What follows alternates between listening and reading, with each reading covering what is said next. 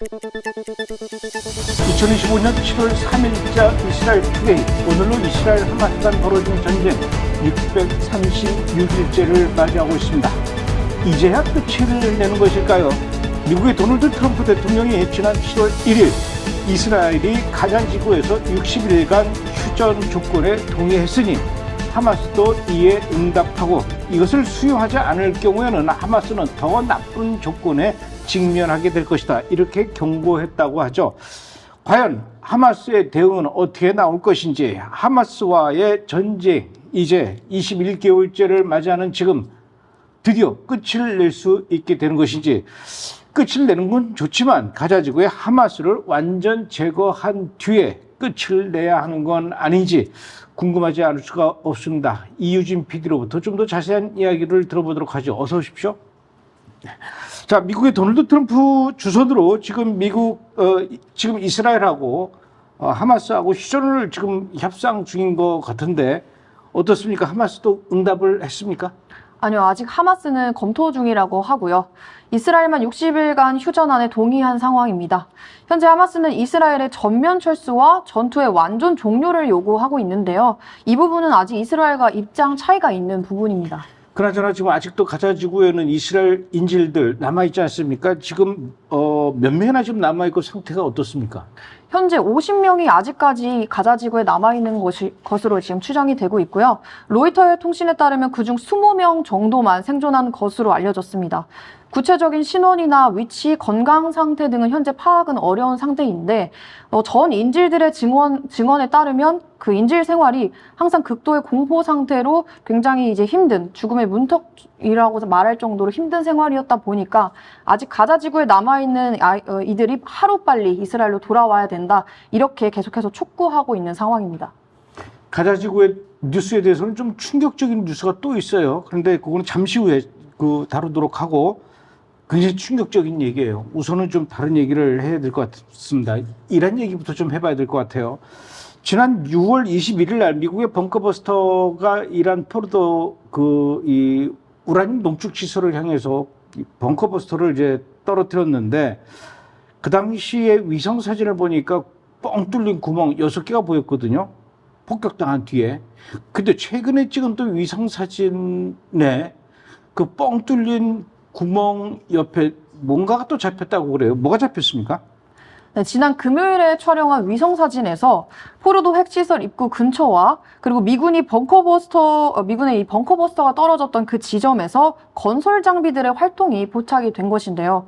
이 사진에는 포르도 북쪽 산등성에 있는 분화구와 구멍 근처에서 흑을 옮기면서 분화구를 메우고 있는 굴착기와 불도저가 포착됐습니다. 또 다른 부분에서는 시설로 통하는 새로운 진입로를 파는 건설 장비들과 주요 진입로에 파손된 부분을 복구하는 모습도 보이고 있는데요. 이란이 현재 핵시설 피해 복구와 그리고 새로운 진입로 확보를 하는 작업이 진행 중인 것으로 보입니다. 일각에서는 이란이 지하시설과 그 장비의 상태를 평가하기 위해서 이 접근을 재개하려고 시도하고 있다, 이런 가능성도 제기를 하고 있지만 아직까지 명확하게 밝혀지지는 않았습니다. 그런데 이번에 이란이 국제원자력기구 IAEA 사무총장한테 위협을 가했다고 그래요. 이 IAEA 그 사무총장은 일전에 이란의 핵시설에 미국의 트럼프가 이제 그걸 공격한 이후에 트럼프는 핵시설을 완전히 파괴했다고 했지만 IAEA 그 사무총장은 다른 얘기를 했어요. 정반대 입장을 보였었는데 이번에 또 이 IAEA 사무총장이 무슨 얘기를 했길래 이란이 이렇게 또 이 양반한테 협박을 가했다는 겁니까? 사실 이 IAEA 사무총장 라파엘 그로시는 재임 기간 내내 이란이 미신고 장소에서 우라늄 농축 시설을 가동해온 것에 대해서 부정직함을 지적을 계속 해왔었는데요. 이번 미국의 공습 이후에 트럼프 대통령의 입장과는 달리 이란의 핵시설이 완전히 파괴된 것이 아니고 몇 달 안에 핵무기 개발을 가능하게 할 정도로 농축 우라늄을 생산할 수 있다, 이렇게 주장을 했었습니다. 하지만 라파엘 그로시는 트럼프 대통령과 반대 주장을 펼치는 여느 친이란 세력들과 같은 주장을 했던 건 아니었는데요. 오히려 그로시의 주장은 이란이 지금껏 몰래 우라늄 농축을 해온 이력이 여러 번 있었고, 그리고 이번 공습으로 이란의 인프라는 손상됐지만 지식과 기술이 사라진 것은 아니기 때문에 원치 않는 사태 진전을 막기 위해서는 핵시설에 대한 국제적인 감독과 사찰을 재개할 것을 촉구했던 것이고요. 이거를 알고 있었던 이란이 그렇게 이제 난리를 쳤던 것입니다. 그래서 이란이 뭐라고 그렇게 그랬습니까? 지금 그 이란의 반응 때문에 뭐 미국도 그렇고 유럽 국가들도 그렇고 이란을 향해서 강하게 지금 규탄하고 있는 것 같아요.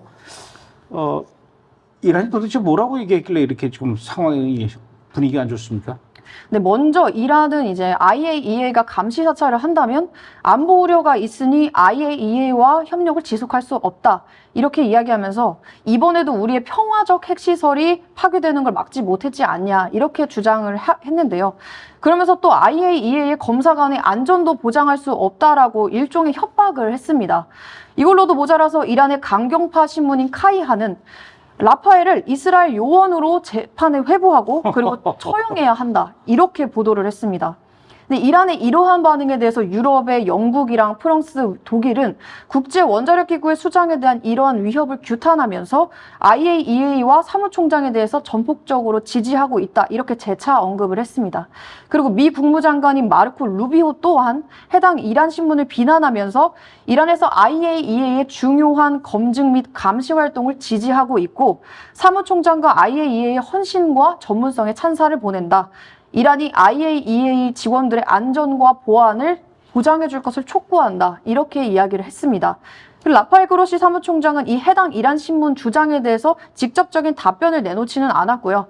다만 IAEA 사찰단이 가능한 빨리 이란 핵시설에 복귀할 수 있도록 하는 것이 최우선 과제다. 이렇게 이야기를 했습니다. 그러면서 현재 자신이 이란 입국이 금지된 곳으로 보이기도 한다. 이렇게 언급하기도 했습니다. 정말 통지불능이에요, 이란은. 약간 좀 어린한테 지금 핵폭탄을 손에 장난감처럼 쥐어준 그런 상황인 것 같은데 이란이 지금 이렇게 위협하고 있는 것이 IAEA 사무총장뿐만 아니라 미국을 향해서도 계속 그러고 있어요. 뭐 심리전도 하고 사이버전도 하고. 그런데 지금은 또 다른 방법으로 또 이 미국을 향해서 협박하고 있다고요? 네, 이번에 이란과 연계된 해커들이 트럼프 측근들로부터 훔친 이메일을 공개하겠다고 위협을 한 것인데요. 로버트라는 가명을 사용하는 이 해커 그룹은 트럼프 대통령 측 인사인 수지 와일스, 로저 스톤, 그리고 린지 할리건 등의 이메일 약 100GB 정도를 탈취했다고 주장을 하면서 이를 추가 공개하거나 판매하겠다고 위협을 했습니다. 근데 사실 이 로버트라는 해커 그룹은 트럼프 대통령 2024년 대선 캠페인을 해킹했던 이력이 있는데요. 이번에 유출하겠다고 하는 이 이메일들도 2024년 당시 해킹했던 이메일들의 연장선으로 보입니다. 미국 사이버 안보국 CISA 그리고 미 연방수사국 FBI 그리고 미 국가안보국 NSA는 이를 두고 이제 계산된 스미어 캠페인이다 이렇게 규정을 하면서 주요 인프라까지 노린 사이버 공격 가능성을 경고를 했고요. 그러면서 해커들에게 법적 책임을 묻겠다고 강경 대응 태세를 밝혔습니다. 이란의 이러한 공격 방식은 러시아식 프록시 해커 방식을 모방한 것으로 보이는데요. 이 방식은 이제 정부가 직접 나서지 않고 외부 해커 집단을 앞세워서 사이버 공격을 하는 그런 전략입니다. 그렇기 때문에 들켜도 정부는 책임을 부인을 할 수가 있고 그리고 익명성도 확보가 가능한 그런 방식이죠.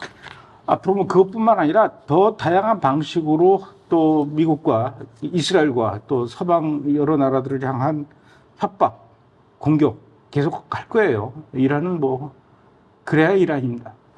자, 이란은 지금 뭐 이스라엘과 그 협력했던 스파이들을 찾아내겠다 막 그래가지고 막 지금 난린 것 같아요. 이란 안에서. 그래서 뭐 찾아낸 사람들 뭐 공개 처형하고 막 지금 그러고 있는가 본데 이란뿐만 아니라 이스라엘도 그런 것 같아요. 이스라엘 안에도 이스라엘 사람인데 유대인이겠죠. 그런데도 불구하고 이란과 협력했던 이란의 스파이, 이스라엘 사람, 이런 사람들이 아마 이스라엘에 있는 것 같아요. 지금 뭐 몇 명이 또 체포됐다고 하던데 어떤 사람들입니까? 네, 텔아비브에 있는 도시 라아나나에 사는 젊은 부부였는데요. 이스라엘 경찰과 신베트는 31세 유베다 이스라엘로프와 그리고 29세의 도리아 아치엘 이 둘을 이란을 위한 스파이 혐의로 체포했습니다. 이들은 이란 정보기관과 암호화된 메신저로 접촉을 하면서 기밀 정보를 전달한 혐의를 받고 있고요. 이 외에도 추가적으로 공모, 마약 소지, 사법 방해 혐의도 함께 조사 중입니다. 경찰은 아파트를 수색하는 동안 이란 요원과의 대화가 담긴 휴대전화와 컴퓨터 등 기타 전자기기를 압수했고요. 최근 이스라엘 경찰은 신베트와 협력해서 이렇게 계속해서 스파이 색출 작업을 펼쳐나가고 있는 상황이고요. 신베트는 이란이 이스라엘 내에서 스파이 네트워크를 구성하는 중이라고 밝혔습니다. 2023년 10월 7일 이후로 현재까지 이란이 이스라엘 국민을 대상으로 스파이 모집을 시도해서 적발된 사례는 최소 20건 이상이라고 합니다. 알겠습니다. 자, 트럼프 대통령 얘기를 좀 해봐야 될 것 같아요. 트럼프 대통령이 지금 현재 이 부패 개인 비리 혐의로 이제 재판을 재판을 받고 있는 중이죠. 베냐민 네타냐후 총리한테 제발 좀 그만해라, 뭐 이렇게 아마 얘기를 한 것 같아요. SNS에. 그래서 뭐 이스라엘 쪽에서는 남의 나라 내부 내정 간섭하지 마라. 왜 이런 것까지 당신이 챙겨하려고 그러느냐. 아마 좀 그러면서 또 트럼프를 비난하고 있는가 본데 트럼프는 왜 이러는 겁니까, 지금? 네, 이번에 말씀하신 것처럼 트럼프 대통령이 이스라엘 내 정치와 이렇게 사법 문제에 대해서도 깊숙이 개입하는 모습을 좀 보였는데요. 트럼프 대통령은 네타냐후 총리 부패 재판을 중단하라 혹은 사면하라 이렇게 공개적으로 촉구를 하면서 해당 재판을 정치적 음모인 마녀 사냥이라면서 비판을 했고요. 네타냐후 총리를 오히려 위대한 전쟁 영웅으로 칭했습니다. 그러면서 지금 네타냐후 총리는 할 일이 많으니까 그냥 내버려 둬라 이렇게 이야기를 했는데요. 이에 따라서 예루살렘 지방법원은 외교 및 국가 안보 문제를 이유로 이 재판을 연기해달라는 요청에 지금 찬성하는 판결을 내린 상황입니다. 베냐민 네타냐후 총리에 대한 평가는 뭐 보는 사람마다 입장마다도 다 다를 거예요. 그래서 지금 뭐 마녀 사냥하지 마라, 위대한 전쟁 영웅이다. 이건 트럼프 입장인데 이유진 PD는 베냐민 네타냐후 총리가 어떻습니까? 마녀 사냥 당하는 것 같습니까? 아니면은 진정한 전쟁 영웅인 것 같습니까? 대답하기 곤란하시면은 2부에서 조현영 기자가 이 부분에 대해서 자세하게 도대체 뭐길래 이렇게 지금 이러고 있는지 우리나라 방송에서도 잘 모르는 사람들이 막 떠들더라고요. 이스라엘이 이란 공격했을 때 네타냐후가 감방 가기 싫어서 이란하고 지금 전쟁 시작한 거다 이렇게 얘기하는 무식한 사람들이 있는데 사실은 2부에서 우리 조현영 기자가 하여튼 매력 덩어리예요. 조현영 기자가 자세하게 분석해 줄 겁니다. 자, 미국의 벙커버스터 투어가 6월 24일 날 그랬는데 그러고 나서 벙커버스터를 투어하고 6월 24일부터 휴전이 됐어요. 이란하고 이스라엘하고. 근데 24일 날 휴전을 했는데 IDF가 그로부터 6일 뒤인 6월 30일 날 또다시 이란의 테헤란으로 날아가서 테헤란에 있는 교도소, 굉장히 악명이 높다고 하더라고요. 악명 높은 에반 교도소를 이스라엘 전투기가 가서 공격을 했어요. 악명이 높다 그러는데 왜 악명이 높은 거고 왜 이스라엘 전투기가 이란까지 날아가서 또 교도소를 공격한 겁니까? 이 에빈 교도소는 이란의 대표적인 정치범 수용소인데요. 1979년 이슬람 혁명 이후에 이란 내 정치범과 반체제 인사 그리고 인권운동가들이 주로 수감되는 곳이었고 인권 침해와 성적 고문, 학대 등의 사례로 국제적으로 비판을 받아온 곳이기도 합니다. IDF는 이번 공습을 통해서 이란 정권의 핵심 권력 구조와 상징을 타격하려는 의도를 보였는데요. 이란 측은 해당 공습으로 71명이 사망했다 이렇게 전했지만 신뢰 높은 자료는 아니고요. 또한 이스라엘 측은 애초에 교도소의 정문만 정밀 타격해서 문을 부순 것이고 인명피해를 노린 공격은 아니었다 이렇게 밝혔는데요. 정문만 정밀 타격한 것을 보면 이번 이스라엘 공격은 직접적인 인명살상의 목적은 아니었던 것 같고 사실상 내부 수감자들의 탈옥을 유도해서 이 탈옥한 이란 내 정치범과 반체제 인사들의 시민 운동을 통해서 이란 내부의 불안정성을 키우고 그리고 궁극적으로는 이란 정권을 전복시키려는 그런 의도를 했던 것으로 보입니다. 이 에빈 교도소라는 데가 반정부 이사 민주투사 이런 사람들이 이제 수감되어 있는 것인데 그 수용소 시설을 공격한 게 아니라 문을 부숴버린 거예요. 그러니까 나와라 그런 거죠. 그래서 이제 이란 내부에 어떤 이 밀란을 일으켜서 자체적으로 정권이 무너질 수 있도록 그렇게 하기 위해서 공격을 한 것 같아요.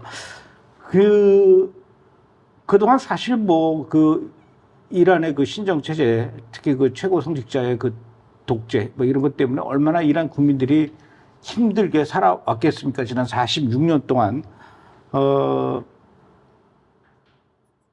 그러다 보니까 지금 이란 젊은이들도 그렇고, 지금 이란 정부를 향해서 굉장히 많이 부글부글 끓고 있을 거예요.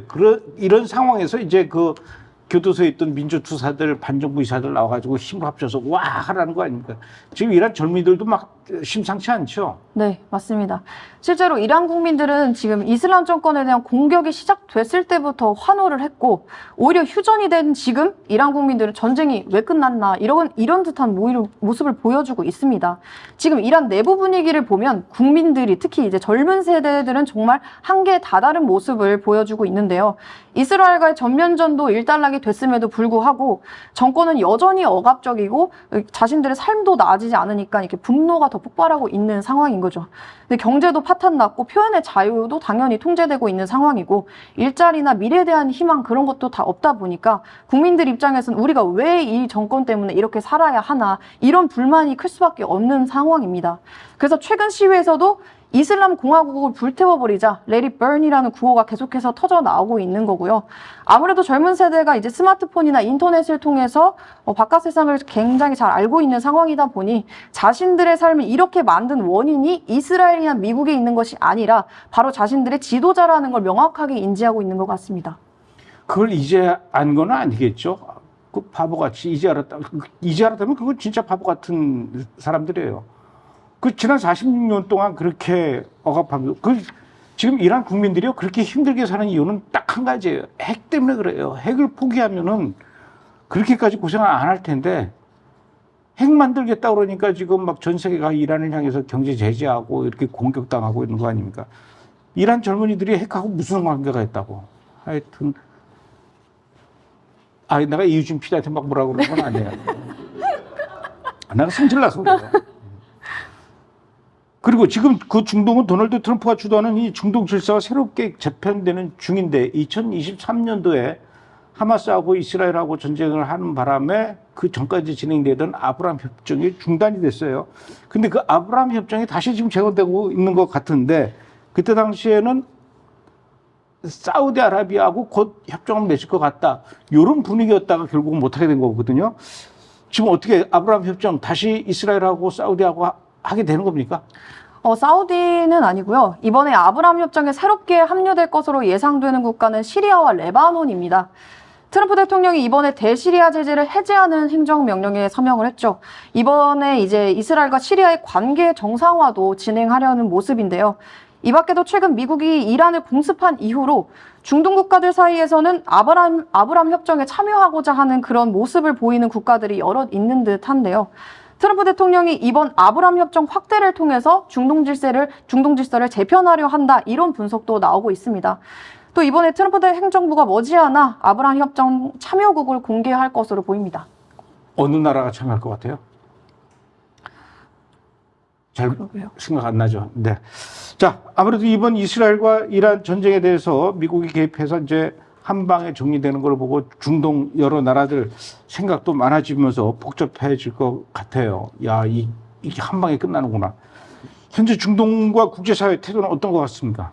일단 현재 중동 국가들과 G7을 포함한 국제사회의 입장은 정말 딱 전쟁은 피하고 싶고 그렇다고 이익은 놓치기 싫고 하지만 책임은 지고 싶지 않다. 이제 전략적 회피와 그 실용주의 복합체인 그런 모습입니다.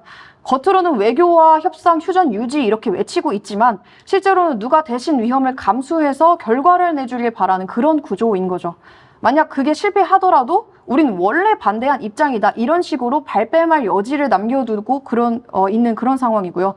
특히 G7과 중동 보수 국가들, 사우디나 UAE 등이 가장 우려하는 건 이제 전쟁 확산과 그에 따른 에너지나 경제적 충격, 그리고 안보 불안정, 그리고 자국 내에 있는 친이란 세력의 각성입니다. 그래서 이들이 한때는 트럼프가 이란 핵 합의인 JCPOA를 탈퇴한 것에 환호를 했었는데 지금 또다시 JCPOA를 복원하라고 이제 촉구를 하고 있는 그런 상황입니다. 속으로는 이란이 무너지기를 바라고 있는 그런 마음이지만 그 과정 가운데 이스라엘과 이란의 전면전이 벌어지고 그리고 석유 공급에 차질이 생기고 그 미사일들이 자국에 날아올 가능성이 높아지고 그럼 그때부터는 우리도 위험해지겠다 이런 생각들이 더 우세해지는 그런 거죠. 결국에 자신의 안정을 가장 우선순위에 두고 위험은 최소화하면서도 외교적인 모양새와 실린을 챙기려는 그런 선택을 한 것이고요.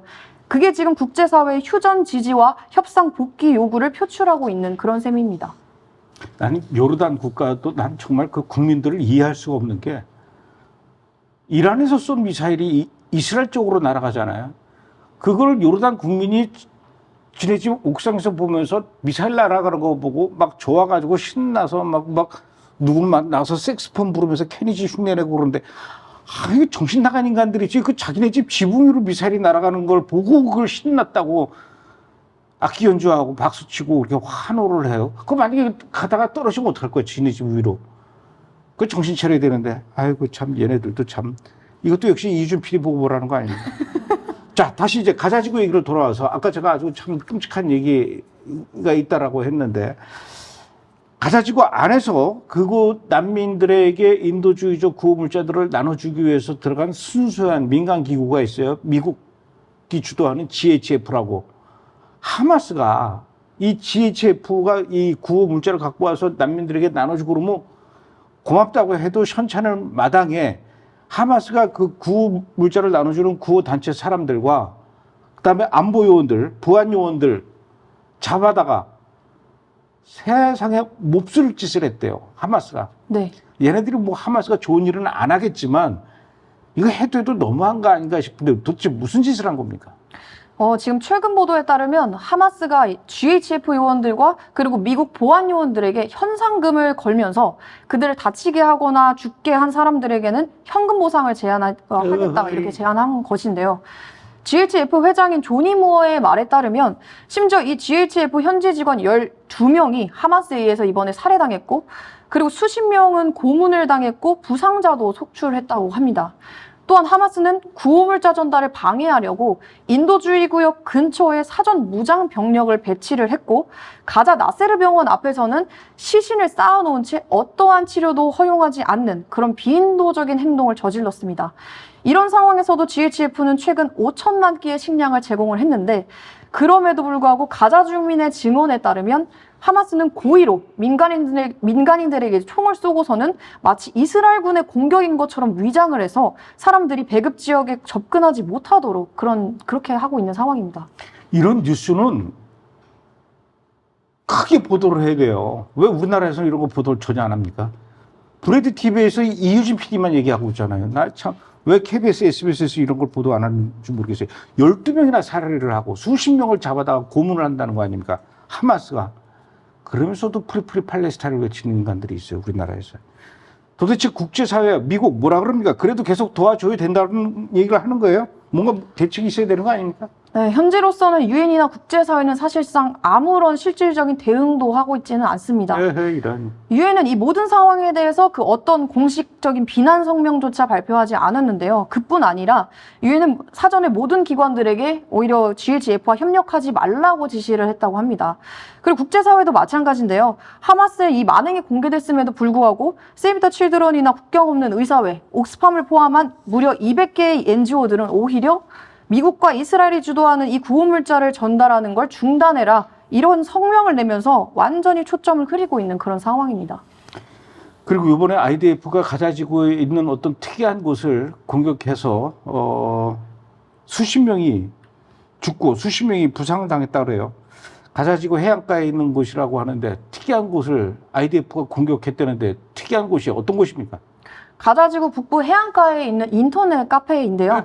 이런. 이곳에서 최소 24명이 사망하고 수십 명이 부상 입었다고 합니다. IDF는 이 카페가 테러리스트들이 머물고 있었기 때문에 우리가 공격을 한 것이다 이렇게 밝혔고요. 이번 공습으로 2023년 6월 가자지구에서 총격을 받아서 사망한 자발리아의 대대장의 아들인 히샴 아이만 만수르도 목숨을 잃었다고 합니다. IDF는 공격에 앞서서 항공 감시를 통해 민간인 피해를 최소화하려는 조치도 취했다고 전했습니다.